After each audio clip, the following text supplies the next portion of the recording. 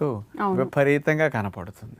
ఆ గుంట గలగరాకు తెచ్చుకుని మంచిగా కడిగేసి మెత్తగా ఆకులన్నీ మిక్సీ వేసి రసము తీసి చక్కగా గుడ్డలో పోసి వడకట్టి ఆ పిప్పి తీసేసి ఆ గుంట గలగరాకు యొక్క పసరే పొయ్యి మీద వేసేసి అందులో కొబ్బరి నూనె ఇది ఎంత తీసుకుంటామో అది అంత కొబ్బరి నూనె కూడా తీసుకుని ఈ రెండు వేసి దగ్గర సగం అయ్యే వరకు ఈ రెండింటిని కలిపి పొయ్యి మీద పెట్టి మరిగించాలి ఒక స్టీల్ పాత్రలో. 40-50% తగ్గే వరకు మరిగించాలి. అప్పుడు ఇందులో ఉండే నీరు శాతం పోయి సగం అవుతుంది అనమాట. ఈ గుంట గలగరాకు యొక్క పసరులో ఉండే ఔషధ గుణాలన్నీ ఆయిల్గా పడతాయి. అందుకని పసరు ఆయిల్ కలిసేసరికి ఫిల్టర్ అయింది కాబట్టి స్వచ్ఛంగా ఆయిల్గా మారుతుంది ఆకుపచ్చగా.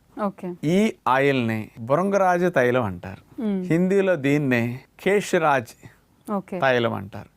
కేష్రాజ్ అంటే రోలర్ ఆఫ్ హెయిర్ అట, పేర్లోనే ఉంది కింగ్.